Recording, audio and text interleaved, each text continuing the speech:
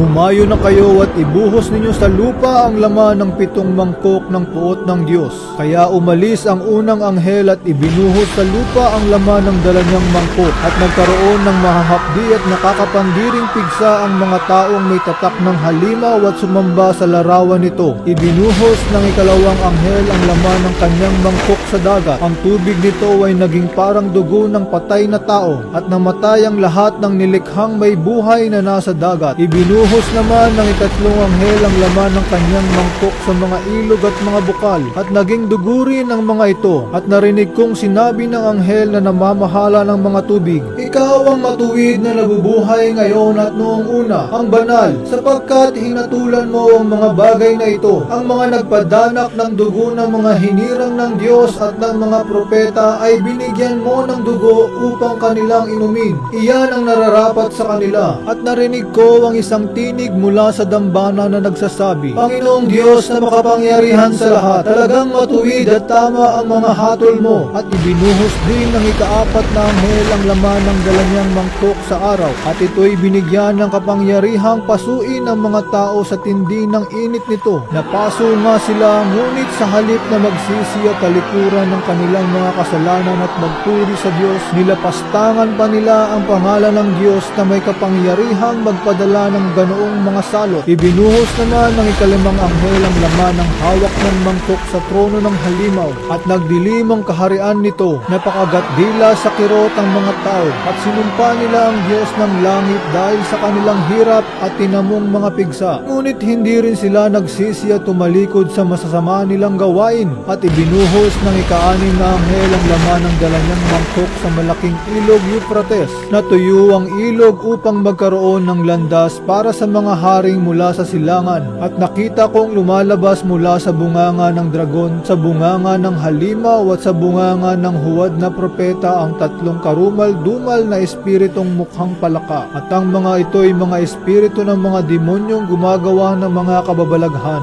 Pinuntahan nila ang lahat ng hari sa daigdig upang tipunin para sa labanan sa dakilang araw ng Diyos na makapangyarihan sa lahat. Makinig kayo, ako'y darating na parang magnanakaw. Pinagpala ang nananatiling gising at nag-iingat ng kanyang damit. Hindi siya lalakad na hubad at hindi mapapahiya sa harap ng mga tao. At ang mga hari ay tinipon ng mga espiritu sa lugar na tinatawag sa wikang Hebreo na Armageddon. Pagkatapos nito, ibinuhos ng ikapitong anghel ang laman ng hawak niyang mangkok sa himpapawid, at may nagsalita ng malakas mula sa tronong nasa templo. "Naganap na, kumidlat, kumulog at lumindol ng napakalakas. Ito ang pinakamalakas na lindol mula pa ng likhain ng tao dito sa lupa. Nahati sa 3 bahagi ang malaking lungsod at nawasak ang lahat ng lungsod sa buong daigdig. Hindi nga nakaligtas sa parusa ng Diyos ang tanyag na Babilonya. Pinainom siya ng Diyos ng alak mula sa kopa ng kanyang matinding puot. Umalis ang lahat ng mga pulo at nawala ang lahat ng mga bundok. Umula ng malalaking batong yelo na tumitimbang ng halos 50 kilo bawat isa, at nabagsakan ng mga tao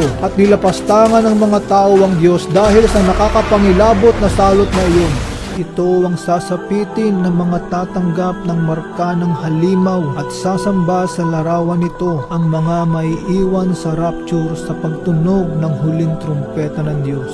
Ang propesiya ay hindi para takutin ka, kundi para ihanda ka. Sino mang sumamba sa halimaw at sa larawan nito at nagpatatak sa kanyang noo o sa kamay, ay paiinumin ng Diyos ng purong alak ng kanyang puot na ibubuhos sa kopa ng kanyang galit. Hihirapan sila sa apoy at asupre sa harapan ng mga banal na anghel at sa harapan ng kordero. Ang usok mula sa apoy na nagpapahirap sa kanila ay patuloy na tataas magpakailanman. Araw at gabi ay maghihirap ng walang pahinga ang mga sumamba sa halimaw at sa kanyang larawan, at ang mga natatakan ng kanyang pangalan. Ito'y panawagan na magpakatatag ang mga hinirang ng Diyos, ang mga sumusunod sa utos ng Diyos at nananatiling tapat kay Jesus. At kapupuotan kayo ng lahat dahil sa pagsunod niyo sa akin, ngunit ang mananatiling tapat hanggang wakas ang siyang maliligtas. At narinig ko mula sa langit ang isang tinig na nagsasabi, isulat mo, mula ngayon pinagpala ang mga namamatay na naglilingkod sa Panginoon. At sinabi ng Espiritu, totoo nga silang pinagpala, magpapahinga na sila sa kanilang mga pagpapagal, sapagkat sinusundan sila ng kanilang mga gawa.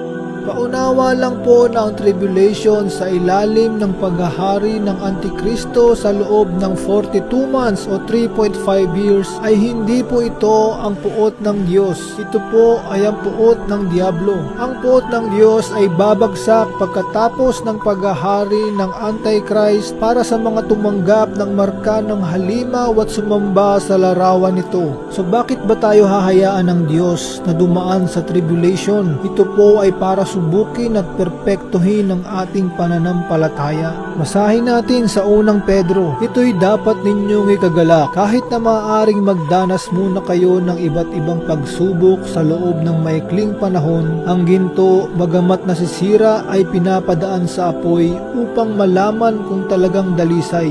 Gayon din naman ang inyong pananampalataya na higit na mahalaga kaysa ginto ay sinusubok upang malaman kung ito'y talagang tapat. Sa gayon kayo'y papupurihan, dadakilain at pararangalan sa araw na mahayag si Jesucristo. Sa nakaupo sa trono at sa kordero ang papuri at karangalan, kaluwalhatian at kapangyarihan magpakailanman. Amen.